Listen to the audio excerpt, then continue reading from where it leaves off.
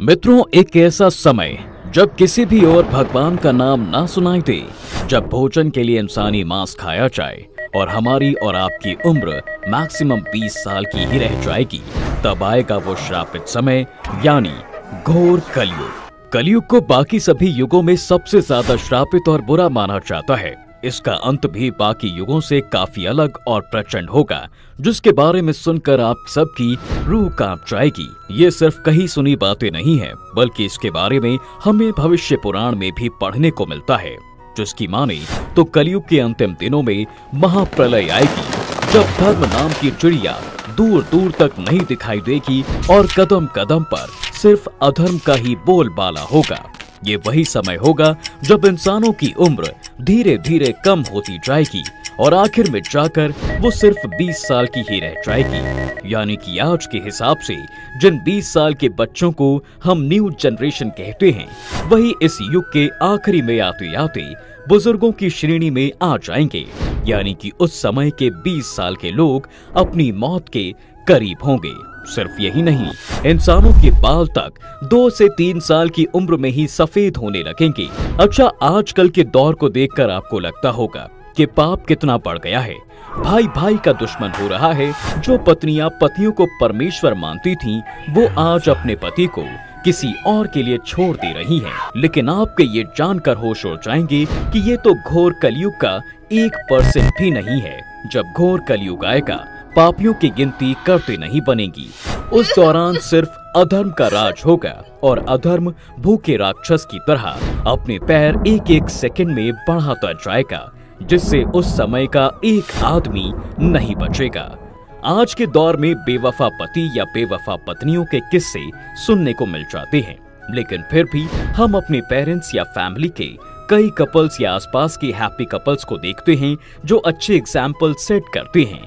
पर आपको ये जानकर हैरानी होगी कि एक समय ऐसा भी आएगा जब ऐसी एक भी स्त्री नहीं बचेगी जो अपने पति की इज्जत करती हो। वो सभी पराये मर्दों के साथ रिश्ता भी रखेगी। और हाँ, उस समय 16-16 साल की बच्चियां बच्चों को जन्म देंगी। एक बार उस समय को सोच कर देखिए, कितना खतरनाक समय होगा वो। भले ही तब हम ना रहें, लेकिन किसी न किसी योनि में तो जन्म लेकर इन सब चीजों को देख रहे होंगे। इतना ही नहीं, महाभारत में भी कलयुग के अंत में होने वाले प्रलय का वर्णन किया गया है।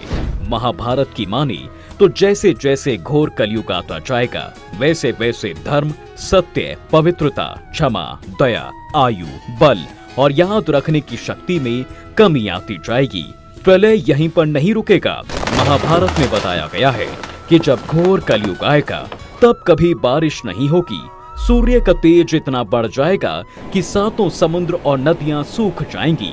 मौसम में ऐसे बदलाव आएगा जिसे समझ पाना मुश्किल हो जाएगा। कभी कड़ाके की सर्दी पड़ेगी तो कभी पाला पड़ेगा, कभी आंधी चलेगी तो कभी गर्मी पड़ेगी, तो कभी बाढ़ आ जाएगी। गर्मी इतनी बढ़ जाएगी कि पाताल लोक तक सब भस्म हो जाएगा। वहीं लोग दूर के तालाब को ही तीर्थ मानने लगेंगे और गंगा माता को तीर्थ की श्रेणी में नहीं मानेंगे। पुराणों की माने तो कलयुग में चालाक और लोभी व्यक्ति को विद्वान माना जाएगा। ऐसे लोगों को लोग धर्मात्मा भी कहेंगे और उनके ही पद चिन्हों पर चलेंगे। समय इतना बदल जाएगा कि शास्त्रों और वेदों का पालन कोई भी नहीं करेगा। सभी धर्मगुरु अपने फायदे के लिए लोगों का इस्तेमाल करेंगे। वो सभी ज्ञान की चर्चा तो करेंगे, लेकिन उनके आचरण राक्षसी वाले होंगे। मित्रों, कलयुग के अंतिम समय में जमीन से अन्न उगना बंद हो जाएगा। वहीं लोग पूजा पाठ करना और धार्मिक काम करना बंद कर देंगे और सभी मनुष्य की तुलना पापियों से की जाएगी। इस भयानक युग में जिसके पास भी धन नहीं होगा, उसको अधर्मी, अपवित्र और किसी काम का नहीं माना जाएगा। वहीं जिसके पास जितना पैसा होगा, वो उतना गुणों से पूर्ण होगा। उसके अच्छे कुल की पहचान सिर्फ उसके धन के आधार पर ही की जाएगी। वहीं धन के लिए ऐसे व्यक्ति अपने रिश्तेदारों और दोस्तों का खून बहाने में भी हिचक महसूस नहीं करेंगे। देखा जाए तो आजकल ये सब सत्य हो रहा है। लोग धन के लिए अपने ही रिश्तेदार और परिवार वालों का खून बहा रहे हैं। इस घोर कलयुग में ही कलयुग के राक्षस कली पुरुष का जन्म होगा। अच्छा, ये तो आप सभी ने सुना होगा मित्रों कि जब जब धरती पर पाप बढ़ता है तब तब भगवान अवतार लेते हैं और धर्म की स्थापना करते हैं। कुछ ऐसा ही कलयुग में भी होगा। ये तब होगा जब सनातन धर्म पर घोर संकट आएगा। तब इंसान की सोच बहुत गिर गई होगी और संसार हर तरफ से सनातन धर्म को खत्म करने में लगा होगा। ये वो वक्त होगा जब कलयुग खत्म होने के कगार पर होगा। तब धरती पर भगवान कल्कि का अवतार होगा। भगवान कल्कि कोई और नहीं बल्कि भगवान विष्णु के ही अवतार होंगे। वहीं दूसरी तरफ राक्षस कली को ही सभी लोग अपना भगवान मानने लगेंगे। वो जैसा कहेगा वही कलयुग के लोग किया करेंगे।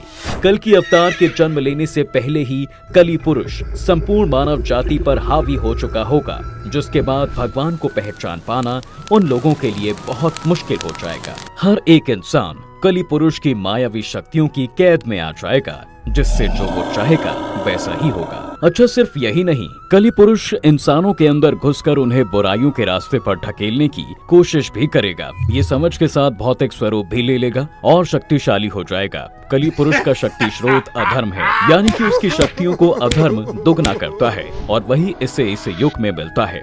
बढ़ती शक्तियों के साथ उसकी सेना में इंसान ही होंगे और तो और कली पुरुष इंसानों को भी वो शक्तियां देगा जिनकी उनको जरूरत होगी। इंसानों की बढ़ती शक्तियों से कली पुरुष भी और ताकतवर होता जाएगा। धीरे धीरे इंसान की शक्ति देवताओं से भी ज्यादा हो जाएगी। इस बार का युद्ध बहुत ही खतरनाक होने वाला है।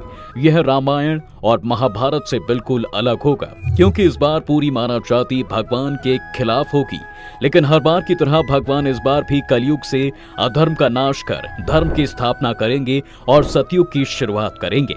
जब कलयुग में सारे पापियों का सर्वनाश हो जाएगा, उसके बाद नया युग यानी सतयुग आएगा। तब कलयुग के असर को पूरी तरह से खत्म करने के लिए लगातार इस धरती पर 12 सालों तक मूसलाधार बारिश की जाएगी, जिससे पूरी धरती जलमग्न हो जाएगी। तब फिर एक साथ 12 सूर्य उदय होंगे और जलमग्न हुई पृथ्वी का जल सोख लेंगे। तब जाकर कहीं इस संसार में फिर से जीवन यापन संभव हो पाएगा। वहीं मित्रों, आपको ये भी बता दें कि वेद व्यास जी ने सभी युगों में कलयुग को ही सबसे श्रेष्ठ युग बताया है। उन्होंने कहा है कि सतयुग में 10 सालों के जाप के बाद किसी व्यक्ति को पुण्य की प्राप्ति होती है। वहीं त्रेता युग और द्वापर युग में 1 साल के तप से ही पुण्य प्राप्त किया जा सकता है। लेकिन कलयुग में इतना ही बड़ा पुण्य मात्र 1 दिन के तप से प्राप्त किया जा सकता है। इस तरह व्रत और तप के फल की प्राप्ति के लिए कलयुग ही सबसे श्रेष्ठ समय है।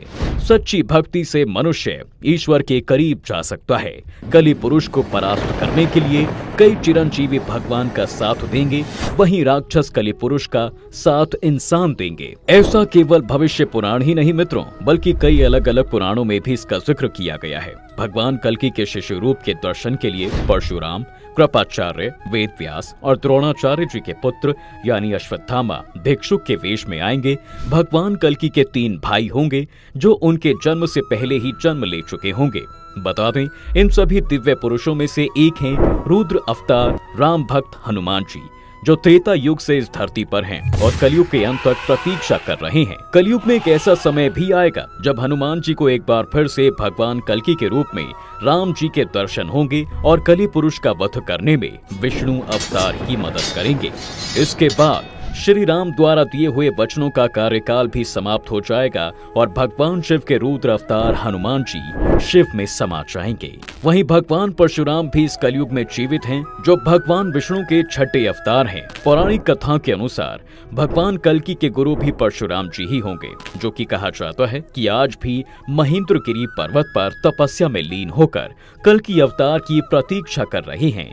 भगवान कल्कि की 2 पत्नियां होंगी, पहली लक्ष्मी स्वरूप पद्मा और दूसरी पत्नी वैष्णवी शक्ति रूपा रमा।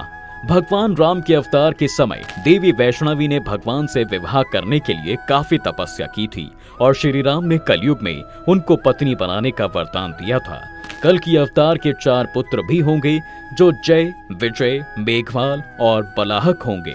बताया जाता है मित्रों कि भगवान कल्कि का वाहन सफेद रंग का घोड़ा होगा, जिसका नाम देवदत्त होगा। वह घोड़े पर सवार होकर पापियों का अंत करेंगे, धर्म की फिर से स्थापना करेंगे। भगवान कल्कि भक्तों को सही राह पर चलने का ज्ञान देंगे और धर्म के नाम पर हर जगह फैले पाखंड को खत्म कर देंगे। पुराणों में बताया गया है कि कलयुग के अंत में भगवान यह अवतार धारण करेंगे और अधर्मियों का अंत करके फिर से धर्म का राज स्थापित करेंगे। अभी कलयुग का आधा समय ही बीता है, इसलिए अभी इस अवतार के होने में काफी समय है। कल की पुराण की माने तो कलि पुरुष का पूर्ण अंत नहीं होगा, बस उसकी शक्तियां खत्म हो जाएंगी, लेकिन एक बार फिर वो अगले कल्प में कलयुग में प्रकट होगा। कलि पुरुष का साथ देने वाले मनुष्य का भी अंत हो जाएगा।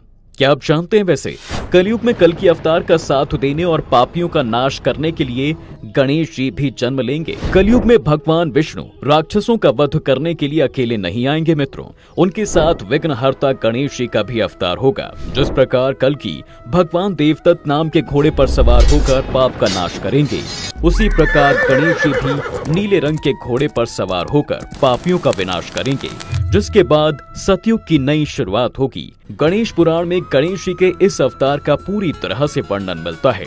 इस पुराण में भगवान शिव ने पार्वती से कहा है कि कलयुग के अंत में भगवान गणेश 4 भुजा से युक्त होकर अवतार लेंगे। वहीं जहां भगवान विष्णु अपना 10वां अवतार कल की अवतार के रूप में लेंगे और कलि पुरुष नाम के राक्षस का नामो निशान इस दुनिया से मिटा देंगे। लेकिन बढ़ते पाप को देखते हुए कलयुग के अंत में सिर्फ एक राक्षस नहीं होगा, जिसकी वजह से दुनिया में सिर्फ अधर्म का राज होगा। कलि जैसे असंख्य राक्षस होंगे, जिनमें से एक खतरनाक और मायावी होगा अभिमानासुर। इसी राक्षस का वध गणेश जी के हाथों होगा। कलयुग के अवतार में गणेश जी का नाम धूम्रवर्ण और शूर्पकर्ण होगा। भगवान के हाथों में खड्ग होगा। अपनी इच्छा से गणेश जी सेना और अस्त्र शस्त्र को प्रकट करेंगे। पापियों के बढ़ते मनोबल और धर्म की हानि से गणपति की आंखों में क्रोध भरा रहेगा। पापियों को नष्ट करने के लिए शूर्पकर्ण आंखों से अग्नि की बारिश करेंगे। पापियों का नाश करने के बाद जब गणेश जी का क्रोध शांत होगा, तब अधर्मियों के डर से पर्वत में छुपे हुए संत जनों को भगवान गणेश आशीर्वाद देंगे और उनके हाथों में धर्म की एक बार फिर से स्थापना का काम सौंपेंगे। इस तरह फिर से सतयुग का आरंभ गणेश जी के हाथों से ही होगा। दोस्तों बता दें, कलयुग में रिद्धि सिद्धि के स्वामी श्री गणेश का वर्ण धूम्र होगा। अपने धूम्र वर्ण के कारण ही धूम्रकेतु के नाम से जाने जाएंगे। धूम्रकेतु के 2 हाथ होंगे, उनके नाम शूर्पकर्ण, धूम्रवर्ण और धूम्रकेतु होंगे। धूम्रकेतु के शरीर से नीली ज्वालाएं उठेंगी। विनय के प्रतीक गजानन के इस रूप में क्रोधी भी होंगे।